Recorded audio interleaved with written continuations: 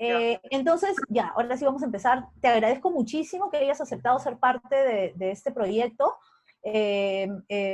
Son entrevistas que se está haciendo a feministas en todo el mundo, alrededor de sus aportes, de sus vidas y de lo que de sus contribuciones, ¿no? En 8 países distintos.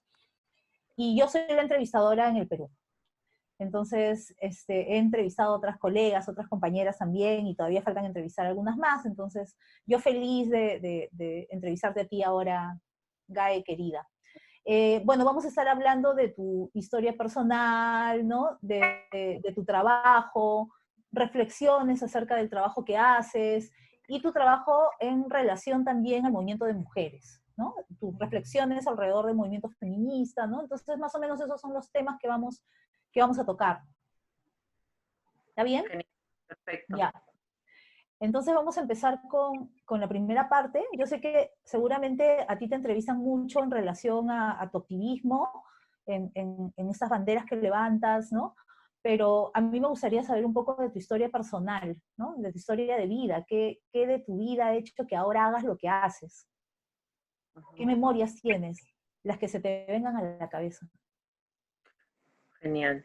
Yo me he paseado, creo, por todos los canales hablando sobre de dónde vengo, ¿no? De mis raíces. Y eso es complicado en una sociedad que te educa para esconder tus orígenes, para avergonzarte de quién eres, ¿no? Y yo he hecho absolutamente todo lo contrario, ¿no? Pero he hecho absolutamente todo lo contrario gracias a un feminismo decolonial, antirracista que llegó a mi vida, ¿no? Y que abracé. Sin embargo, no siempre he sido así. He vivido una época difícil, he vivido etapas de mi vida complicadas, ¿no? Yo soy hija de padres campesinos, nací y crecí entre la arena, entre la estera. Las primeras monedas que me gané fue cultivando una chacra ajena, por necesidad, ¿no? He sufrido en carne propia las consecuencias de la desigualdad, de la pobreza, pero también de la corrupción y sobre todo de la violencia. Violencia que impactó en mi vida desde que yo abrí los ojos, ¿no? Porque no solamente hay una violencia física, sino hay una violencia estructural, una violencia económica, y esa violencia ha impactado directamente en mi vida desde que abrí los ojos cuando faltaban cosas para la casa, ¿no? Cuando mi madre tuvo que dejar la casa para poder irse a trabajar a un terreno ajeno y venir solamente los fines de semana o cada 15 días, ¿no? Cuando la obligaban a tener que hacer eso, porque mi madre posiblemente le hubiera gustado quedarse, ¿no? Y yo tuve que asumir en ese momento muchas tareas. Tuve que asumir la función de madre en la casa y de tener que estudiar, trabajar en el campo, mientras también hacía que mis propios hermanos estudien, ¿no? Creo que ha sido un momento bien complicado y era justo el momento en el que iba descubriendo mi identidad de género. Yo siempre supe que era diferente, siempre supe que era distinta desde que iba al jardín, desde mis primeros años de escuela. Siempre habían cosas distintas en relación al resto conmigo, ¿no? Desde mi forma de ser, vestir, hablar, decir, caminar, reír, ¿no? Y todo el mundo, y todo el mundo lo notaba. Sobre todo la gente adulta, ¿no? Era la gente adulta la que le decían a mis compañeros y compañeras eh, que no anden conmigo porque yo andaba de cierta manera, caminaba de cierta manera y que los podía contagiar, ¿no? No te juntes con tal persona. Era la gente adulta la que cuando venía a recoger a los niños les decía, no te juntes con fulanito porque fulanito se ríe así, fulanito se ríe así. Y esos niños que en jardín no me discriminaban, no me apartaban, no me hacían a un costado y que jugaban conmigo, ¿no? Poco a poco fueron creciendo y lo que le decía a la gente adulta fue calando, impactando en ellos, ¿no? Y poco a poco fueron ejerciendo sin darse cuenta violencia en mí, ¿no? Normalizando además esas conductas violentas, racistas, ¿no? Yo he sufrido bullying en la escuela, no solamente por ser diversa sexualmente, ¿no? Sino también por mi diversidad étnica, por ser indígena, ¿no? Hay dos cosas muy fuertes en mi vida, ¿no? Que me marcaron con la lucha antirracista. La primera es que a mí me quemaron en la primaria el pecho y tengo hasta ahora la cicatriz aquí, ¿no?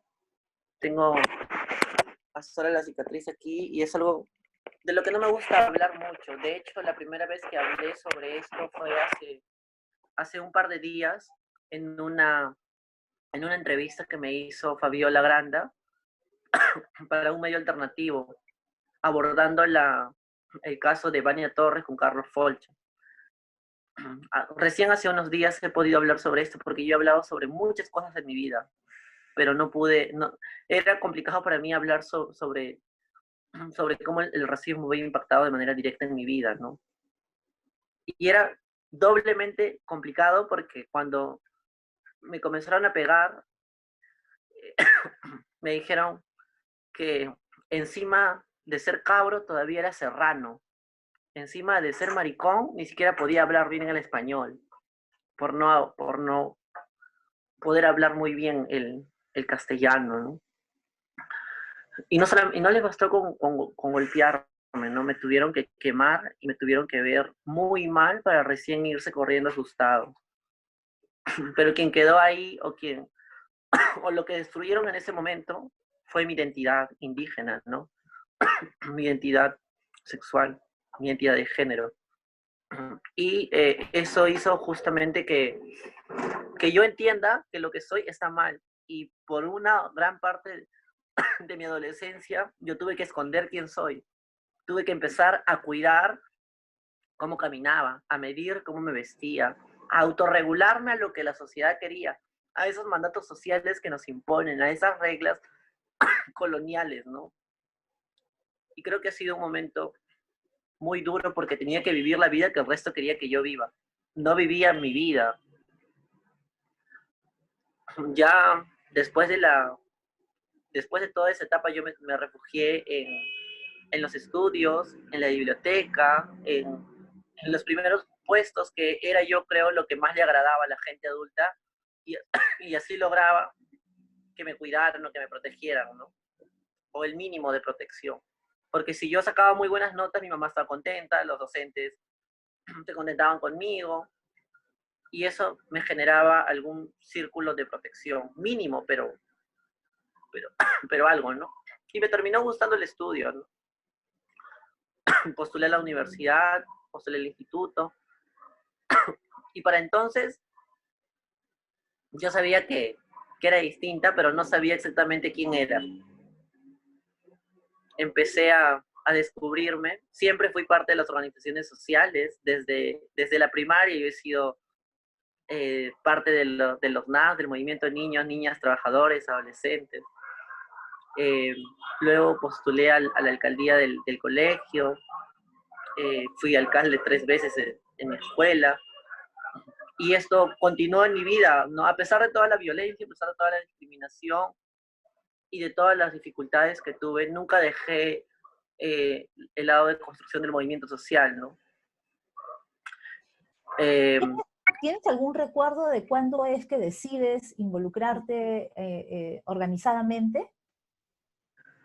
yo creo que fue o sea, será a los 11 años, cuando era muy pequeña, pero a mí lo que me motivó en realidad no era muy consciente de la pobreza, de la discriminación, de la desigualdad, del sistema asesino en el que estamos, ¿no? Ni de la falsa democracia en la que nos encontramos. Pero sí me daba mucha pena en ese momento, y hasta ahora, ¿no?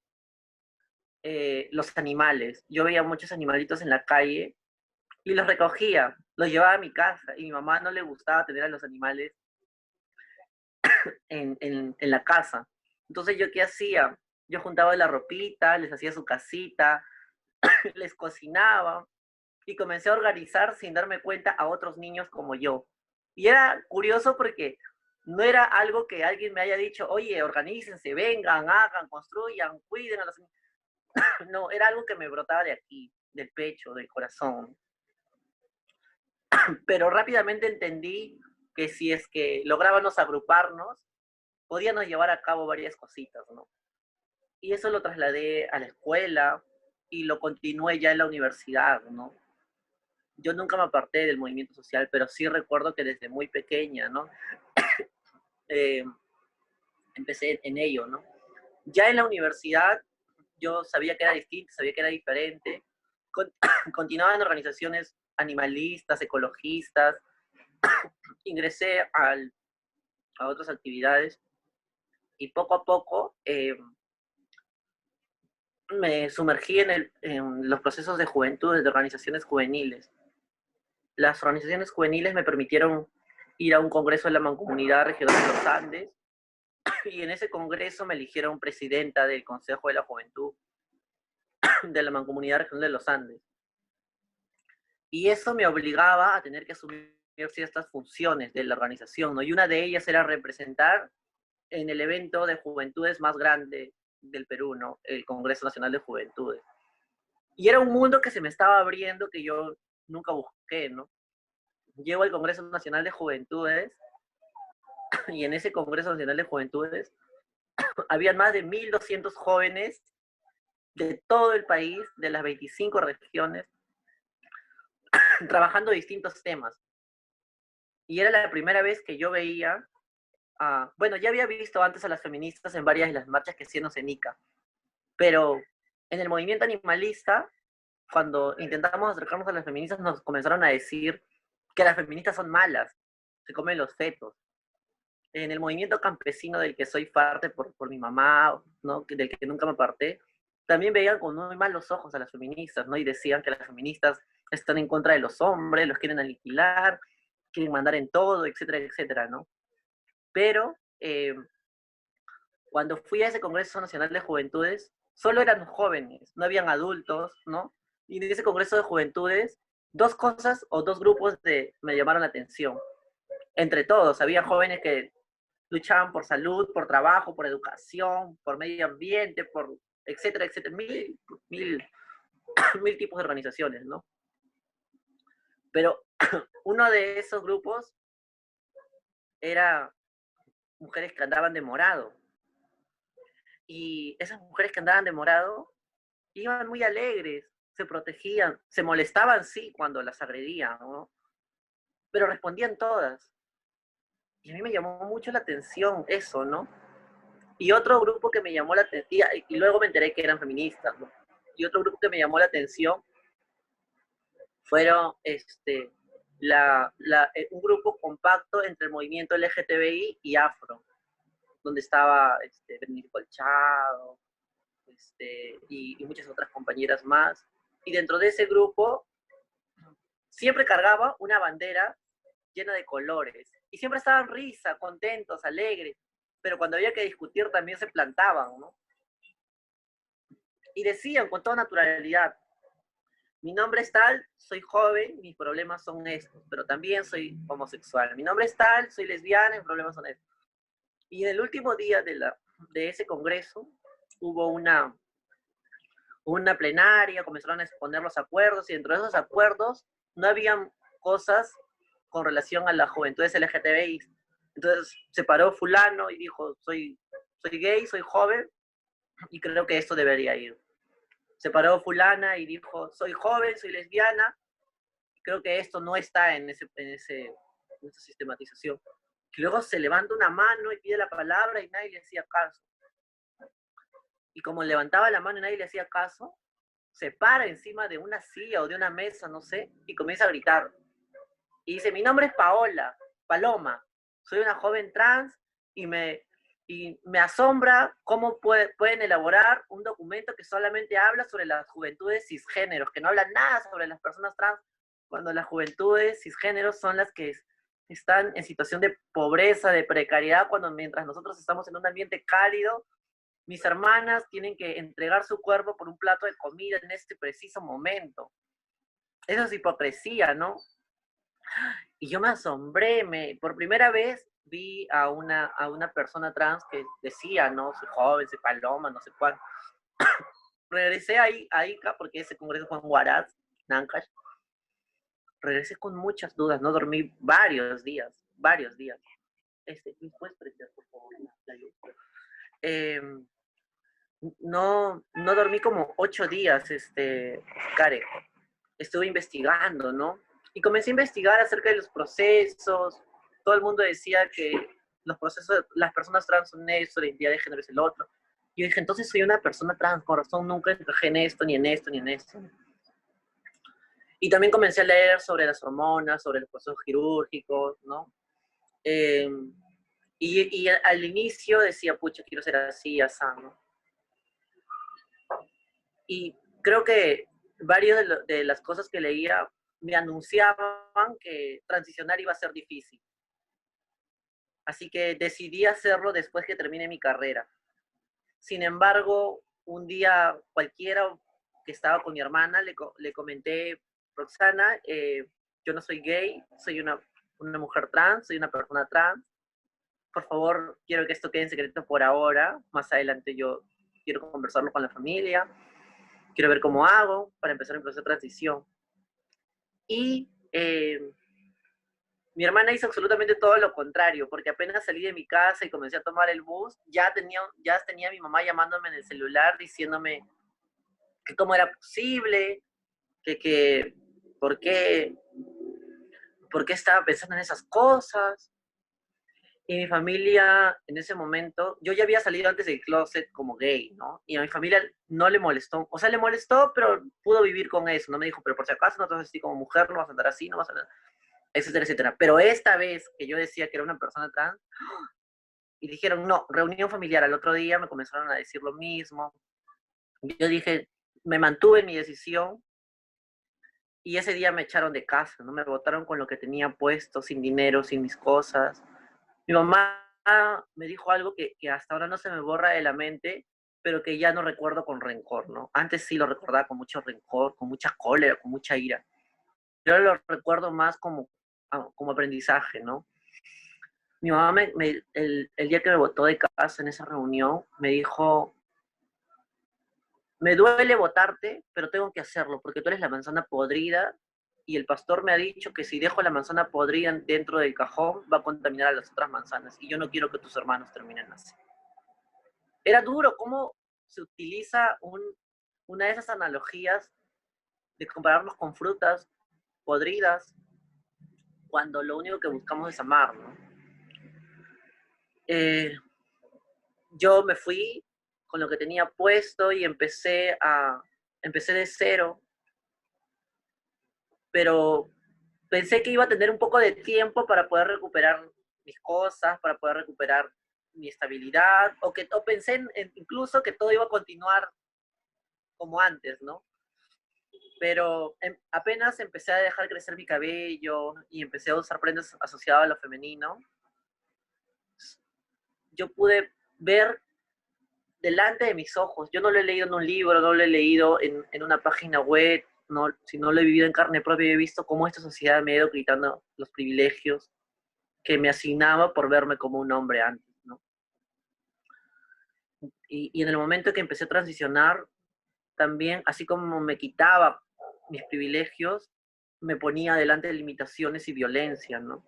Yo laboraba en uno de los estudios jurídicos más prestigiosos de ICANN y tenía un sueldo, ganaba muy bien, a pesar de que no había terminado todavía la universidad, ¿no? Estaba en buenas condiciones. Por eso cuando mi mamá me votó, yo dije, bueno, me voy, pues, ¿no?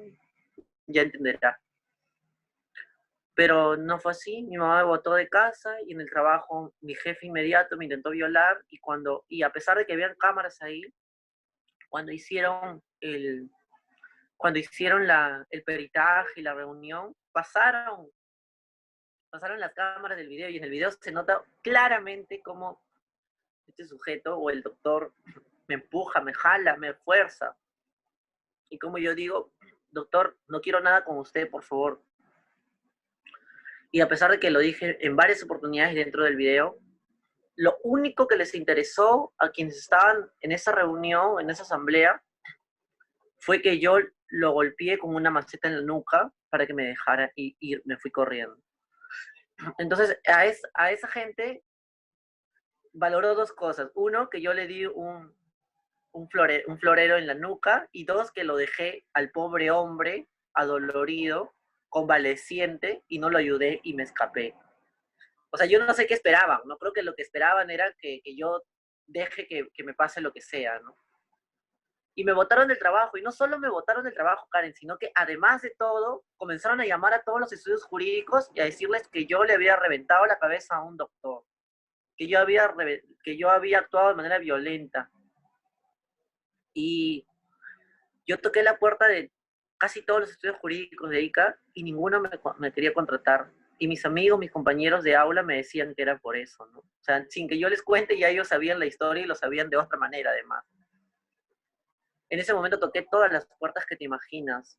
Fui a pedir trabajo en restaurantes, hoteles, bares, discotecas, en muchos lugares, ¿no? Hasta en el campo. Está pagado, Ya, Karen. y tú recuerdas cuál ha sido tu primer contacto, digamos, con una militancia organizada, con la comunidad LGTBQ, con las diversidades? Eh, Creo que mi primer contacto fue tras ese Congreso Nacional de Juventudes que te cuento, porque yo regresé, cuestioné todo eso y empecé inmediatamente a gestar un proceso en ICA, ¿no? Comencé a meterle el bicho a la gente y decirle, hay gente como nosotras que se organiza y que pelea por tener una sociedad distinta, porque se nos respete, ¿no? Entonces, era curioso porque dentro del movimiento animalista hay un montón de maricones, de lecas, e incluso tracas, ¿no? Que siguen, que no hacen su proceso de transición, ¿no? O que no expresan su identidad de género. Y lo hay también en el movimiento ecologista, lo hay también en el movimiento de juventudes, ¿no? Tú vas a ver en todos los movimientos un montón de gente LGTBI, pero que no necesariamente levanta la agenda, ¿no? Y yo comencé a identificar a esta gente, buscarla, reunirme con ellas, y conformamos lo que se llamó el colectivo TLGBI Sinvergüenzas de Nica. Y fuimos los que impulsamos la primera marcha de orgullo allá, ¿no? Comenzamos a hablar sobre estos temas recontra incómodos, porque además habían un par de colectivos hace muchísimos años en Ica que seguían vigentes, pero que el activismo lo reducían a reunirse en un cuarto a hablar sobre esto, ¿no? Y nosotros como jóvenes creíamos que era necesario salir de nuestros espacios cerrados y encarar a la gestión, ¿no? Fue complicado además porque justo encarábamos una gestión fujimorista, ¿no? Estábamos con la gestión de Sillonis, ¿no? Un tipo que dejó las cifras altas de anemia, de pobreza en Ica, ¿no? Pero que también no le importaron las políticas públicas de juventudes, de género, ¿no? Entonces, a ese gobierno nos enfrentamos, ¿no? Y era cuando ingresábamos como sinvergüenzas, todo el mundo ¡ay, no tienen vergüenza! Sí, pues no tenemos vergüenza, por eso el nombre, no somos sinvergüenzas. Y la gente se indignaba, ¿no? Pero era difícil, o sea, han sido sinvergüenzas, nació en un momento en el que todos estábamos empezando, no sabíamos absolutamente nada, ¿no? Empezamos desde cero, no tuvimos referentes, no tuvimos doctores, porque además hacíamos un activismo LGTBI rural, de campo, un activismo LGTBI de gente de región, de gente migrante, porque no todos eran de Ica, ¿no? Yo, por ejemplo, soy de Ayacucho, crecí en Ica, y así como yo, habían varias bebitas así, ¿no? Entonces creo que ese fue mi primer contacto con, eh, con la agenda LGTBI, ¿no? Ya luego ingresé a la escuela Empodera, conocí, y sin darme cuenta terminé aquí. Gae, y ya me has comentado algo sobre lo que ha significado para ti esa transición de ser mujer y el prejuicio y la discriminación, pero trabajando en organizaciones hasta ahora, el trabajo que tú realizas, ¿has sentido prejuicio por ser mujer? Claro que sí, yo he sentido prejuicio en distintos espacios, ¿ah? Ujú. No solamente por ser mujer, sino también por ser mujer indígena, por ser mujer trans, por ser mujer pobre, por ser mujer migrante, ¿no? Entonces, yo creo que hay muchos prejuicios, ¿no? Yo he escuchado, por ejemplo, cuando ingresé al movimiento indígena, cómo cuestionaban a Lourdes, ¿no? La Femucarina ha cumplido 14 años ayer y es una organización de mujeres indígenas, la primera en apostar por un feminismo de campo, de colonial, antirracista, ¿no? pero también ha sido la más cuestionada, ¿no? Desde el inicio se las miraba con sospecha. Y cuando yo ingresé a la FEMUCARINAT, varios del movimiento indígena le decían a Lourdes, oye, Lourdes, ¿y por qué tienes que permitir un hombre vestido de mujer, un cabro vestido de mujer andina en la organización? Eso está mal. Eso es, ¿cómo se llama? Eh, Ideología de género, ¿no? Está mal, no podemos permitir eso, ¿no? Y cuando yo pedía la palabra, por ejemplo, no me la daban. Hasta que recuerdo mucho el proceso de la ley de la consulta previa en la que participamos. Y ahí yo defendí la necesidad de tener una ley de consulta previa, ¿no? Y además yo fui muy crítica porque creo que la ley de consulta previa actual es una ley de consulta previa a medias, ¿no?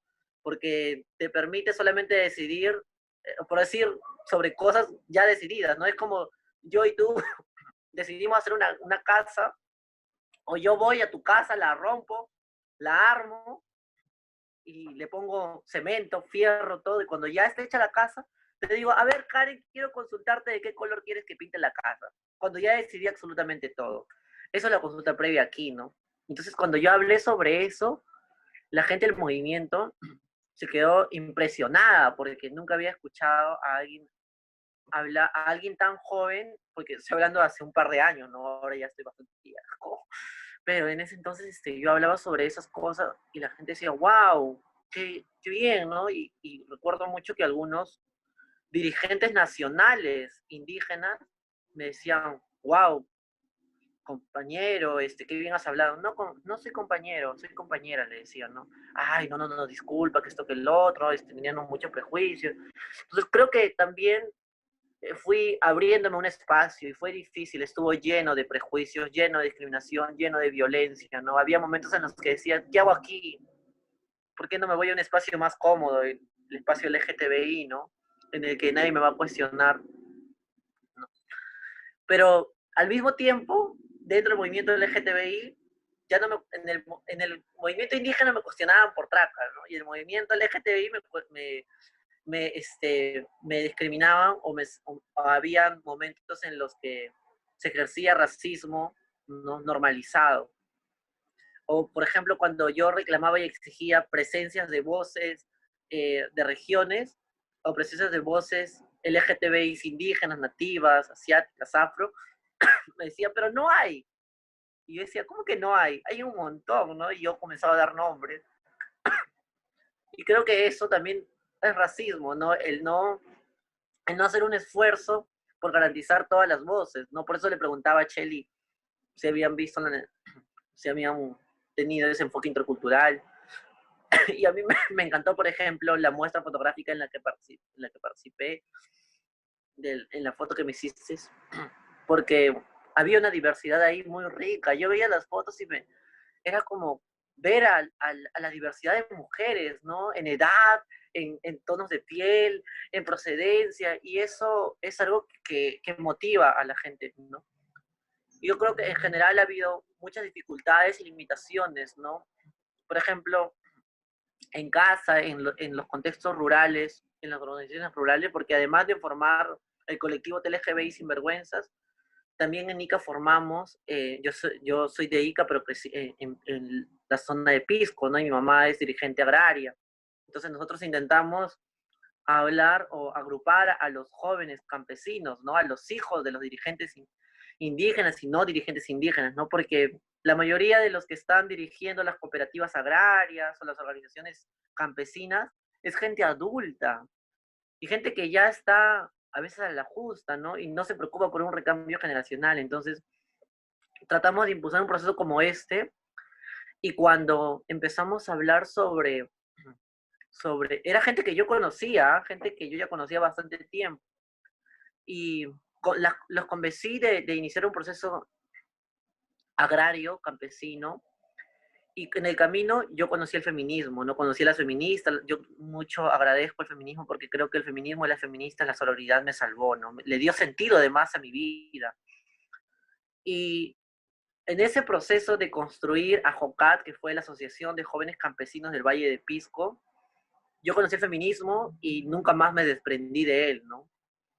Pero fue complicado porque esos jóvenes que estaban construyendo conmigo en ese momento me comenzaron a menospreciarme, a atacarme, a desconfiar de mí, a mirarme con sospecha por ser feminista. O sea, me aceptaban como traca, como campesina, como indígena, porque además ellos también son indígenas. Pero lo que no soportaban era que sea feminista o que yo diga, bueno, compañeros, de repente no hay compañeras, pero ese también es error nuestro. El que no hayan compañeros aquí también es un error nuestro porque algo estamos haciendo mal. Entonces, creo que la discriminación ha estado en todos lados, la transfobia está en todos lados, ¿no? Eh, y, y eso Gae, es ¿y qué es parte para de ti lo el que... feminismo? Para mí el feminismo es una lucha histórica, ¿no? Es una especie de lentes que nos permite ver todo de manera distinta, que nos permite mirar las cosas desde un enfoque de género, ¿no? Para mí me ha cuestionado todo. Yo creo que tuve un proceso de sanación con mi madre gracias al feminismo, ¿no? Yo antes de eso te decía que, por ejemplo, yo recordaba eso que te conté hace un momento con mucho rencor, ira, rabia, hasta incluso odio, ¿no?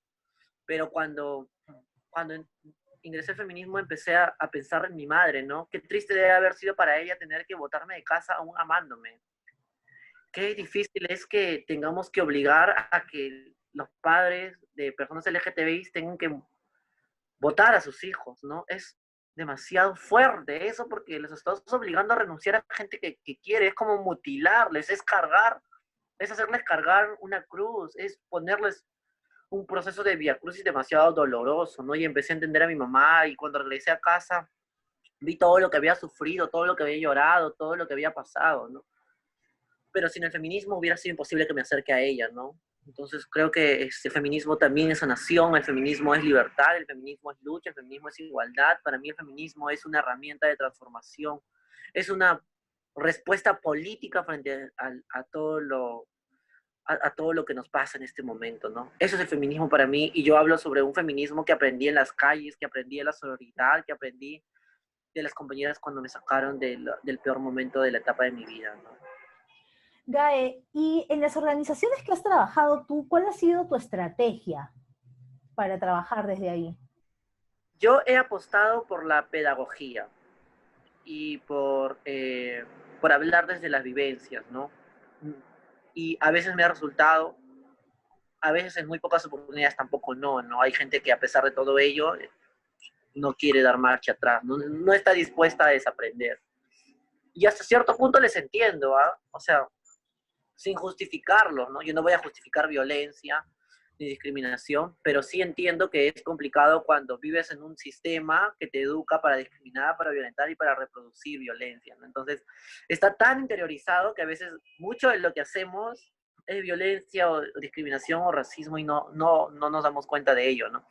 Entonces, yo entiendo, pero al mismo tiempo no renuncio a la posibilidad de poder eh, a interpelar, pero interpelar desde el cariño, ¿no? Interpelar desde los afectos, ¿no? Y es algo que cuesta, sí cuesta, pero da resultados, pero creo que mi mamá es la mejor prueba de eso, ¿no? Que hoy está en nuestra lucha, ¿no? ¿Y cuáles son los temas más importantes que dirías has trabajado en hasta ahora, ¿no? Porque eres bien joven.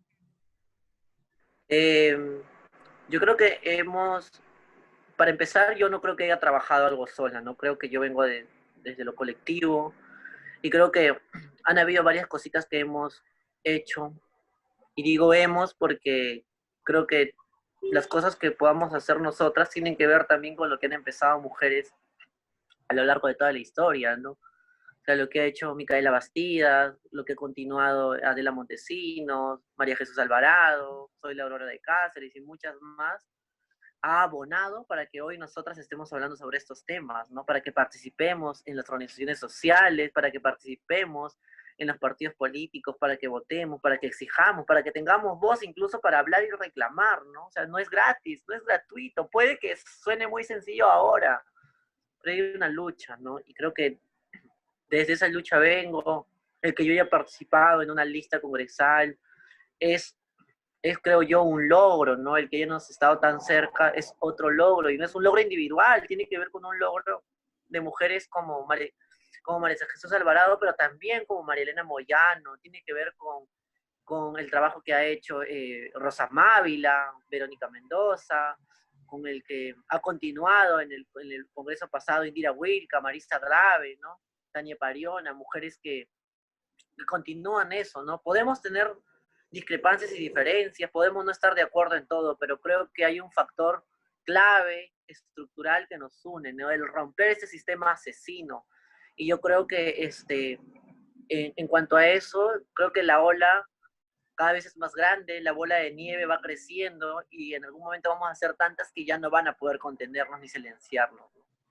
¿Y qué proyectos, por ejemplo, si tuvieras que rescatar 2 proyectos en los cuales te sientes como orgullosa de haber participado, cuáles serían? Yo creo que uno de los proyectos más bonitos ha sido el luchar en la escuela cuando era muy pequeña por continuar con las alcaldías escolares, ¿no? Cuando se quería cerrar. Y también por impedir que se borre el Consejo Regional de la Juventud de Nica, ¿no? Y por otro lado, el otro logo, porque, ojo, porque esos se han configurado como espacios y creo que desde ahí van a salir más Karen Bernedo, más Gaelas, muchas más compañeras que van a ser parte de esta lucha, ¿no? Y más compañeros y compañeras aliados, ¿no? Eh, por otro lado, algo que me parece lindo ha sido la campaña que tuvimos en febrero, las campañas congresales del 2020 en las que participamos, porque creo que esa campaña ha estado cargada de cosas buenas, malas, feas, difíciles, pero también muy bonitas, ¿no? Ha habido desde agresiones transfóbicas, racistas en redes sociales, pasando por violencia física en las calles, ¿no? Mientras hacía campaña, me han golpeado en más de una oportunidad en los paraderos de buses, ¿no? O incluso un tipo me escupió cuando le estuve hablando sobre la candidatura, ¿no? En una movilidad, en un semáforo. Han habido intentos de violación de parte de taxistas, ¿no? Ha sido muy difícil, ¿no? Y eso por hablar sobre la violencia de género. Podríamos hablar incluso sobre la violencia económica que sufrimos en la campaña, el no tener para poner ni siquiera un panel en todo Lima, cuando habían candidatos que ponían miles de paneles, ¿no? Cuando no teníamos ni siquiera para poner un afiche.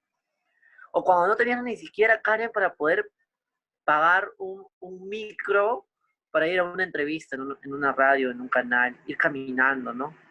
Pero tener gente al costado que estaba conmigo en ese momento hacía que todo valga la pena, ¿no? Y así como había momentos tan difíciles, también han habido momentos muy lindos, han habido momentos bellos que hacían que todo cobre sentido, ¿no? Como por ejemplo, un día nos fuimos a la RENIEC para poder exigir la identidad de género en medio de todo este proceso.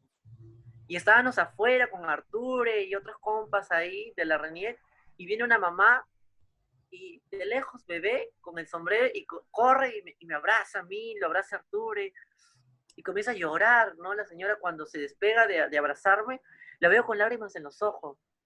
Y yo le digo, ¿qué pasó, señora? ¿Está bien? ¿En qué le podemos ayudar? Y la señora me dice, no necesito que me ayudes en nada, ya me ayudaste mucho. Y yo me quedé así, me quedé congelada porque yo no sabía, nunca la había visto y así en mi cabeza decía, ¿en qué le he ayudado, no? Y la señora nos comenzó a contar que ella, que ella me había visto en varias entrevistas en la tele, ¿no? Con Nicolás Lócar, me vio con Patricia del Río y en otros canales más, ¿no? Debatiendo con quienes ahora son congresistas incluso. Entonces la señora me dice, te vi en la tele, en esta entrevista, y me hiciste recordar a mi hijo, ¿no? Y le llamé y le dije que venga a la casa, y vino y conversamos, y nos abrazamos y nos disculpamos, y regresó, y creo que eso sería lo más bonito, ¿no? Porque eso hace que todo valga la pena, ¿no? Eso hace que no necesitemos llegar a ese congreso para poder lograr cambios, ¿no? Eso creo que es muy fuerte, ¿no? Y muy bonito.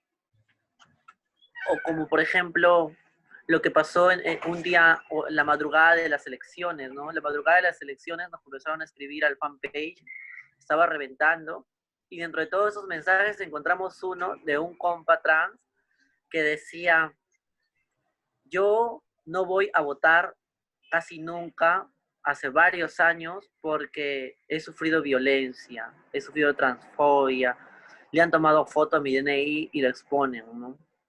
No, no, no quisiera ir a votar, pero esta vez quiero ir a votar, estoy seguro de ir a votar, a pesar de que soy un hombre trans masculino, no me importa lo que hagan con mi DNI, esta vez tengo el coraje para poder enfrentarlo, esta vez voy a llevar impresa la norma, la opinión consultiva 24/2017, voy a defender mis derechos y voy a defender mi voto, quiero votar porque quiero ver a alguien como yo en el Congreso.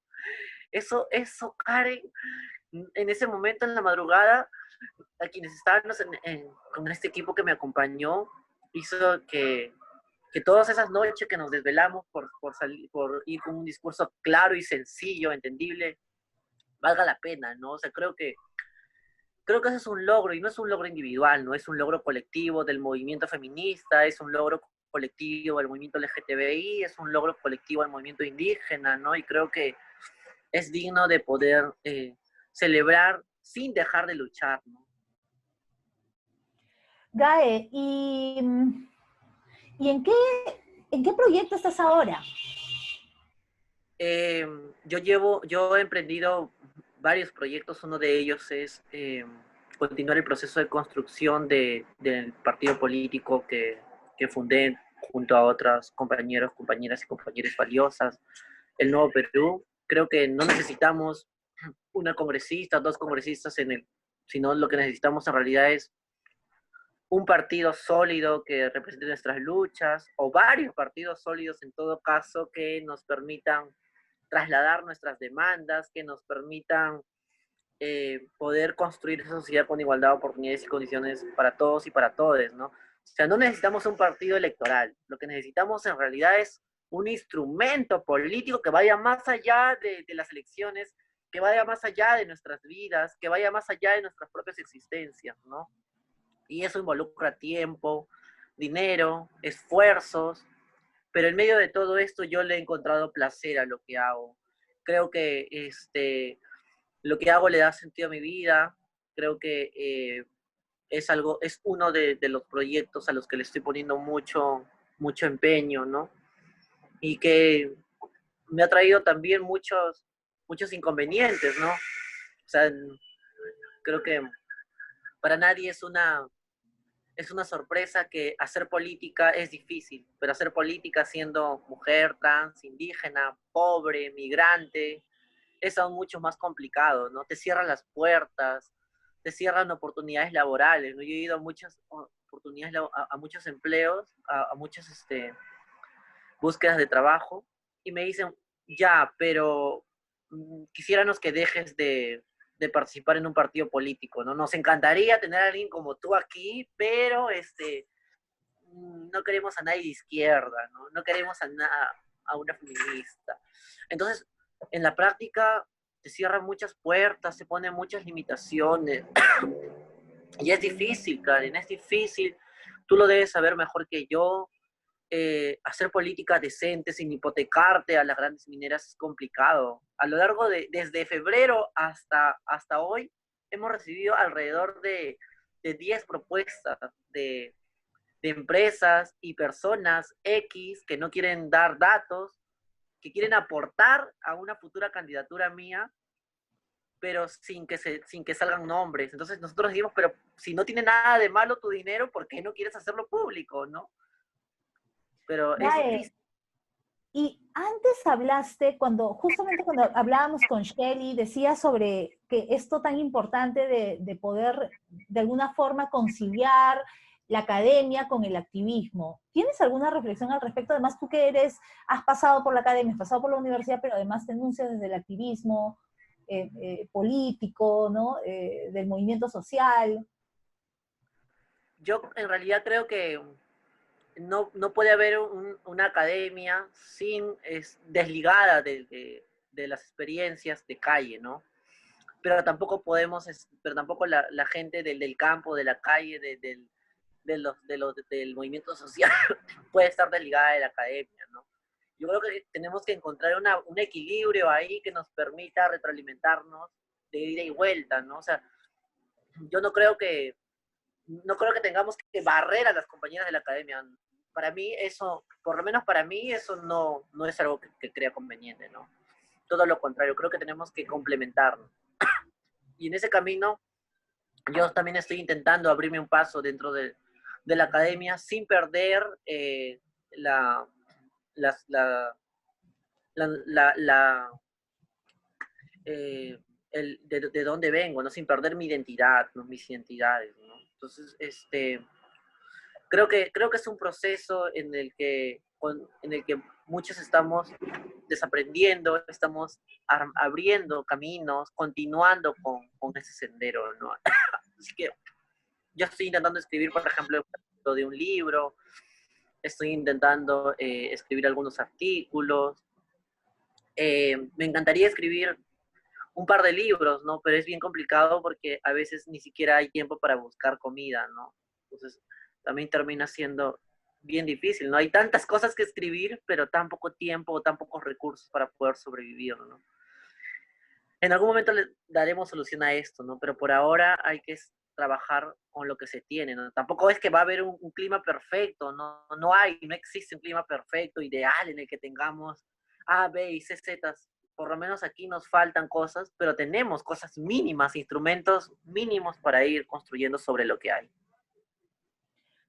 Eh, eh, Gaby, también mencionaste antes sobre estas diversidades, diferentes feminismos, diferentes clases de mujeres. También hiciste hincapié en el comienzo de la entrevista de que si el proyecto recogía estas diversidades, ¿tú crees que el feminismo o el movimiento de mujeres está manejando bien esas desigualdades, esas diferentes agendas? Yo estoy segura y convencida de que el movimiento feminista está haciendo los intentos, ¿no?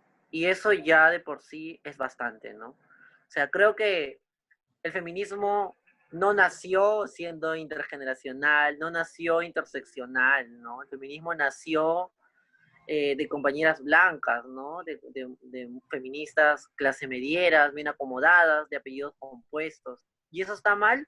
No, yo no creo que esté mal. Creo que esas compañeras pusieron las piedras que eran necesarias para que nosotras estemos aquí. Y creo que ha habido mucha omisión, creo que les faltó un montón, pero para el momento en el que estuvieron, para el proceso histórico en el que se encontraban, desafiaron a un sistema mucho más complejo, ¿no? Y creo que sin lo que ellas hicieron, hubiera sido imposible una Karen Bernedo o una Gaela, ¿no? O sea, hubiera sido imposible que siquiera estemos conversando sobre estos temas, ¿no? Y creo que algo que debe ir moviendo el hilo del feminismo es el ánimo de seguir deconstruyendo, de escuchar, de la empatía, la sororidad, ¿no? Así como fue difícil para las compañeras afros aportar la agenda afrofeminista, ¿no? No fue fácil, no fue sencillo, tuvieron inconvenientes, hubo quienes le dijeron, no, eh, todavía vamos a verlo luego, pero ellas se hicieron, ¿no? Pelearon, debatieron, exigieron, y creo que cuestionaron el feminismo. ¿Y destruyeron el feminismo? No, no, lo alimentaron. Y luego vinieron las compañeras lesbianas, y todo el mundo se horrorizó, ¿no? Las feministas, y entraron a una batalla. Y las lesbianas destruyeron el feminismo, no, lo alimentaron.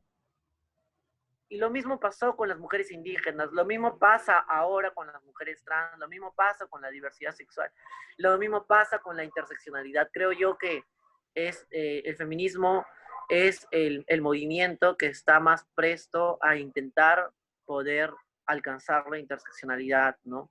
Y eso es lo que me anima, ¿no? O sea, una vez feminista no hay vuelta atrás, ¿no? Terminas cuestionando todo, ¿no? O sea, yo, por ejemplo, tengo un feminismo rural, campesino, de calle, un feminismo decolonial, antirracista, ecologista, ¿no? Un feminismo que no está en contra de los hombres, ¿no? Un feminismo que lucha principalmente por las mujeres, claro que sí, en toda su diversidad, pero que más allá de las personas luchen en realidad por una armonía entre todo lo que nos rodea, ¿no? O sea, no solamente lucho por las mujeres o no solamente lucho por las personas, sino yo creo que vamos en crecimiento, ¿no? Y eso realmente es esperanzador, motivador, no encuentro la palabra exacta, pero en líneas generales yo soy muy optimista, ¿no? Creo que cada vez más jóvenes, más mujeres, más campesinas, más sindicalistas, eh, más obreras ingresan al feminismo y rompen los prejuicios que giran en torno al feminismo, ¿no? Yo te comentaba hace un momento, por ejemplo, que cuando me hablaban de las feministas, me decían que las feministas eran así, asá, amargadas, malas, que eran violentas y no sé cuánto, pero no hablaban sobre por qué reaccionaban, ¿no? O sea, eso no te lo cuentan, ¿no? O no le cuentan, por ejemplo, a las mujeres cómo nosotras nos apoyamos, ¿no? Cómo somos capaces de poder generar lazos de sororidad que que logran salvar vidas, ¿no? Eso no te lo cuentan los machos. Entonces yo creo que tenemos que seguir con esa tarea y por lo menos yo en el Perú veo que vamos avanzando, ¿no? Que cada vez el feminismo va creciendo, ¿no? ¿Cómo ha sido tu relación con otras organizaciones de mujeres? Uh-huh. eh, yo creo que en general las organizaciones de mujeres son los campos en los que mejor me he sentido, ¿no? O sea, creo que, no sé si sea en todo caso una falsa apreciación, pero yo me he sentido mucho mejor con espacios de mujeres, de solo mujeres, ¿no? Porque creo que las mujeres desarrollamos la empatía, ¿no? Y no necesitamos pisar una universidad para ello, ¿no? Entonces, donde he sentido afecto, donde he sentido acompañamiento, donde he logrado poder expresarme ha sido siempre donde mujeres, ¿no? Por ejemplo, la Femucarina, que es un espacio de mujeres, por ejemplo, el feminismo, o Richard Iguarmi, que era mi espacio feminista, o que sigue siendo mi espacio feminista en ICA, ¿no? Creo que en general, creo que el espacio de mujeres ha sido el que más me ha abrigado. ¿Y has conocido organizaciones, otras organizaciones de dentro del Perú, aparte de estas que has mencionado, de Femucarina, Vilas de Ica? ¿Has tenido contacto con otras organizaciones? Ah, claro que sí, yo vivo, bueno, ahora ya no, pero antes de la pandemia vivía acompañando procesos formativos en todo el Perú, ¿no? Y me iba mucho a Ayacucho, a Cusco, a Purímac, a Tacna, a distintas partes del Perú, ¿no? Sobre todo la sierra, que es la parte del Perú que más amo, ¿no? Pero, por ejemplo, en Cusco hemos estado trabajando procesos formativos, he estado dictando para Cuichi Ayu, que es una organización LGTBI, para Género Rebelde, que es una organización eh, feminista, para las compañeras de lesbiana de Arequipa, para la red LGTBI peruana de Arequipa, para Moja Caipicani también de Apurímac, ¿no? Para las compañeras de, de Ayacucho, también las compañeras feministas, LGTBIs, ¿no? Entonces, y así por dar algunos ejemplos, o Takana Warmi en Tacna, ¿no? Las compañeras de Tacna y distintos colectivos, organizaciones, espacios a nivel, distintos colectivos, espacios a nivel nacional, ¿no? Y por ejemplo, Cuichi Ayu, Género Rebelde, Caipicani, eh, son organizaciones LGTB, son algunas de las organizaciones LGTBI, pero además de LGTBI están compuestas por LGTBI indígenas, ¿no? De la zona sur del país. Entonces, es gente de la que supuestamente yo voy a enseñar, pero termino aprendiendo mucho escuchándoles, ¿no? O sea, ellos me interpelan cada vez que voy, como me interpelaron, por ejemplo, las mujeres, yo pertenezco a la Femucarinat, y así como en la Femucarinat hay otras organizaciones de mujeres indígenas, ¿no? Como la UNAMIAT, y en algunos procesos nos encontramos, y recuerdo mucho que en un evento yo fui a hablar sobre la paridad, ¿no? A defender la paridad, a compartir la paridad, a ver por qué era necesario. Y una de las compañeras de Puno se levanta y me dice, compañera Gaela, ¿pero por qué la paridad? ¿Cuántas mujeres indígenas nos garantiza la paridad? ¿Cuántas mujeres campesinas como yo van a entrar al Congreso, al gabinete, con la paridad? Y yo decía, wow, es cierto, la paridad nos garantiza la participación de las mujeres, pero no nos garantiza la participación de las mujeres en la diversidad. Eso va a depender de las organizaciones políticas, va a depender de la incidencia que hagamos, ¿no? Pero las organizaciones políticas no están en la obligación de poner mujeres lesbianas, de poner mujeres campesinas, de poner mujeres obreras.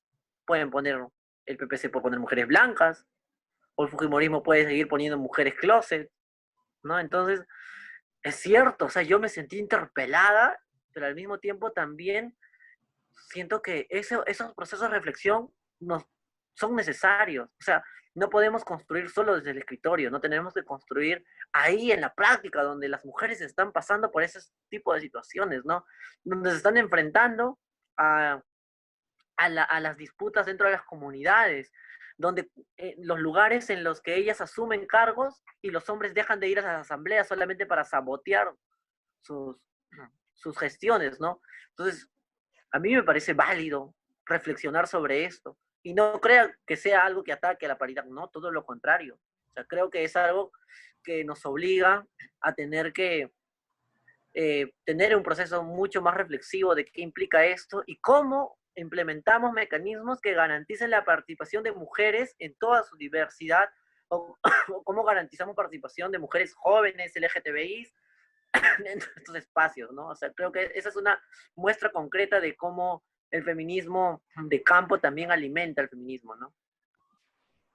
Gaela, y en el mismo sentido, ¿has tenido oportunidad de conectarte con organizaciones o con redes internacionales de activistas?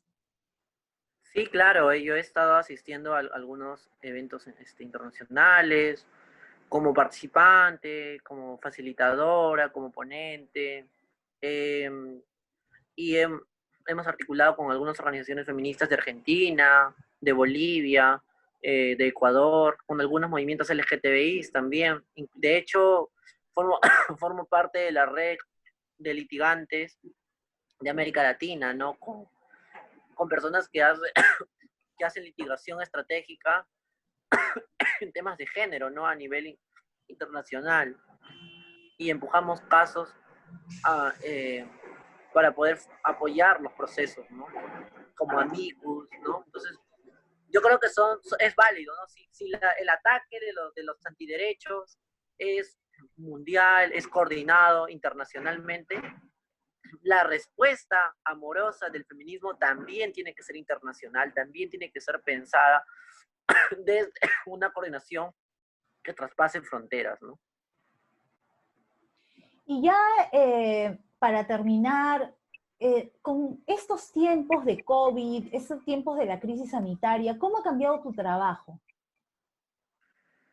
¡Wow! El COVID lo ha cambiado todo, ¿no? Y creo que a nivel personal, no me gusta hablar mucho de ello, pero creo que sí es necesario, ¿no? A nivel personal yo he perdido dos de los trabajos que tenía, ¿no? Yo iba mucho a dictar charlas, conferencias, talleres, y eso me traía algunos recursos para sobrevivir, ¿no? También animaba eventos, ¿no? Animaba eventos en discotecas, en bares, y eso me traía otras entradas para poder sobrevivir, ¿no? Y aparte de eso, dicto clases, ¿no? Pero ninguna de los dos primeros trabajos los puedo ejercer porque están prohibidos los eventos públicos. Eh, ahora sigo dictando clases, me pagan menos de lo que me pagaban antes, el 50%, y lo sigo haciendo porque es algo que me nace y porque creo que es también mi contribución con esas mujeres que necesitan procesos formativos, ¿no? Lo hago porque creo en ello, y ya no por el dinero, porque el dinero no me alcanza, ¿no? Eh, y por otro lado, sí, la pandemia ha hecho que al perder estas oportunidades laborales o estas formas de las que yo me autogestionaba, pues complican todo, ¿no? Ya no puedo, o sea, creo que mes tras mes termino endeudándome para poder cubrir los gastos de la habitación donde vivo. Es más, hemos abierto un albergue temporal aquí donde vivimos porque en la campaña continuaron las denuncias de discriminación, de violencia, y habían muchas personas que nos llamaban y nos decían, necesito que nos ayuden con abogados, con este proceso, y nosotros ayudábamos, pero al mismo tiempo esas personas no podían seguir viviendo en los hogares y con las familias que las violentaban. No sabíamos a dónde llevarlas. Intentamos llevarlas al CEN, pero el CEN no está preparado para recibir mujeres trans, no está preparado para recibir mujeres lesbianas, no está preparado para recibir gays, no está preparado para recibir mujeres heterosexuales, incluso mujeres heterosexuales que pasan violencia, ¿no? Y aperturamos este espacio, pero eso involucra un costo. Pero creo que a pesar de lo difícil que es, creo que a pesar de lo difícil que es, vale la pena, ¿no? Porque es una respuesta política frente a una sociedad que nos quiere separadas, frente a una sociedad que nos quiere egoístas, ¿no? Y creo que la pandemia ha llegado a ponerlo difícil todo, ha puesto en peligro mi economía en varias oportunidades. Como te digo, mes tras mes termino pidiendo un préstamo para poder pagar el anterior y así va creciendo, ¿no? Pero creo que en algún momento nos vamos a reponer, ¿no? Todo esto pasa y creo que al final lo único que queda es la satisfacción de darlo todo, con todo, si no, ¿para qué? Ay, Gaela querida, te agradezco muchísimo la generosidad con la que has hablado en esta entrevista, tu tiempo, tu trabajo, todo, y estoy muy alegre de que hayas decidido formar parte de este proyecto. Bueno, la entrevista, como te mencionó Shelly, estará alojada en un website de acceso público, ¿no? Donde también estarán las entrevistas de las otras mujeres que se han entrevistado en otros países y también aquí en el Perú. Y en el website hay posibilidad de que pongamos una foto tuya y también un texto, una bio corta. Entonces, cuando te haga acordar de lo del el formato de consentimiento, te hago acordar para que me envíes la foto también y el Ya, bio. ¿Ya? perfecto. Muchísimas Gracias. gracias nuevamente, Gaby. Qué hermoso escucharte. Tú sabes, hemos trabajado juntas, pero a veces uno no sabe cuánta historia hay detrás, ¿no? De tu trabajo. Te felicito mucho y te agradezco. Ay, bebé, yo admiro tu chamba, tu trabajo, no sabes, desde cuando estaba en Ica yo veía desde lejos las cositas que hacías, que publicabas, y la verdad es que a veces desde una, la gente de región mira desde lejos, ¿no? A las feministas. Yo nunca hubiera pensado conocerte, conocer a Diana, conocer a Carmen, conocer a Liz, conocer a tanta gente, ¿no? Que son mis Todos los referentes. honores. Privilegio es mío. Bueno, Ay, Gabriela querida, te dejo pues para que hagas tus cosas. Ya no te retengo más. Muchísimas pa, gracias por todo. un abrazo. Chao.